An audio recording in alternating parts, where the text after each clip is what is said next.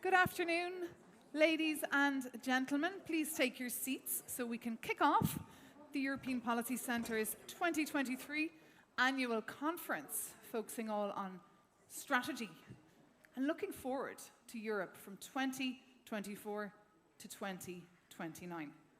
My name is Maeve McMahon. I'm a journalist based here in Brussels, reporting for Euronews. So I'm delighted to be with you here this afternoon, because I feel in our job in the media, we're constantly reacting. We're chasing our tail, constantly trying to report on stories. But today's event is all about looking ahead, looking to the future, beyond those elections taking place next June. What will the new makeup of EU decision makers be from 2024 to 2029 in this geopolitical context? As you've seen from the programme, we have an incredible lineup for you. We'll be hearing from an array of esteemed political scientists who you'll know, I'm sure, from seeing on international TV and from reading them in esteemed media outlets like The Guardian and Politico and various different think tanks as well.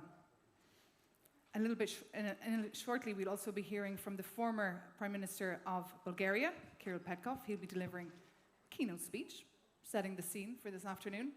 And so will the President of the Economic and Social Committee, Mr. Oliver Rübke, a man who took that position 6 months ago and is hoping to turn that institution into a more visible one, in fact, into the think tank of the European Union. So we're really looking forward to that.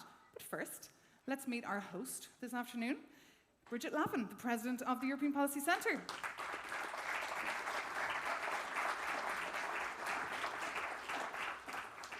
Good afternoon, everyone. It's a great pleasure for me to welcome you to the annual conference of EPC. It's also wonderful to see so many of you in one room, because for many years we haven't had the pleasure of interpersonal contact in rooms like this. So this is a great pleasure. We have a very important topic this afternoon, a time for strategy. What does strategy mean? Strategy means being strategic. What does being strategic mean? It means firstly knowing what your priorities are.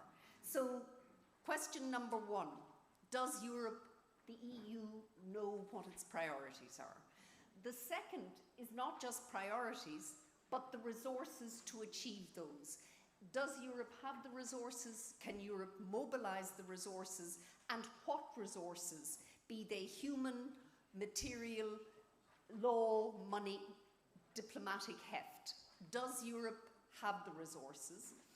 And thirdly, it means how you do it, not just the means, but the method. How does Europe come to a collective view of its priorities, a collective mobilization of resources to achieve those priorities, and then how those priorities are framed and legitimized for Europe's publics?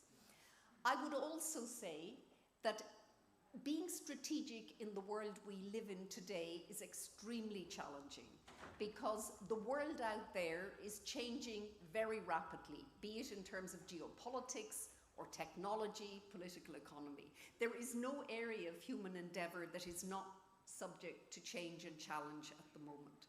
And also we live in a period where what happens in the world outside matters more to Europe than at previous, it's less stable than previous periods of the EU's development. So for all of those reasons, the focus on strategy today is very important, and we look forward at the end, and I look forward at the end, to thinking about where we've got to in our conversation this afternoon.